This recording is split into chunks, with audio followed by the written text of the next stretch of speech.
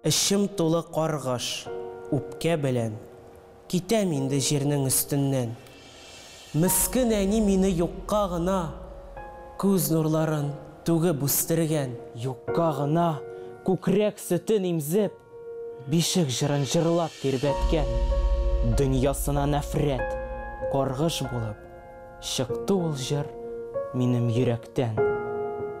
Әйтші дүния, сенің ғазабыңа түзмәдім ме, халім жеткенше, түзмәдім ме, иксіз шексіз сабырым, ешім білен ағып біткенше. Шушы яшке жетіп, нинди яшәү, нинди тұрмыш күрді бұ башым, бір шатлық та мені өз етмәді. Үміт күні бұлды юлдашым.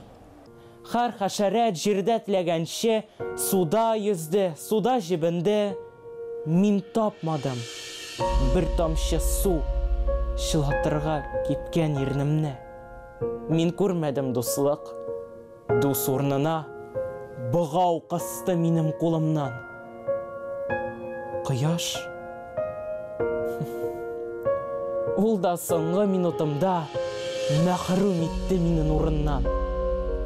Үлем дедім, ярай, тек қайғырдым, көріп өлсемші деп қызымны.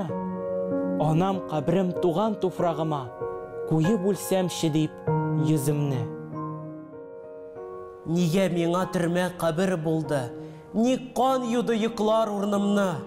Жерні әлі артық сүйген үшін, жылысынан мәхрум болдым ма? Дүния, сені Ләйлә төсле күреп, Мәжнүн ғишқы білән яраттым. Ә син минем кірсіз ерегімні вәхшиетлеріңнен талаттың. Айырып мені анам ватанымдан қай жерлерге кетіріп ташладың. Жыласам да өксіп, үз илімнің туфрағына таммы яшьләрем. Туған илем, үксіз олың болып, үлем инде шитте тилмереп. Яшым барсын сиңа йылға болып, қаным шытсын қызыл гүл болып.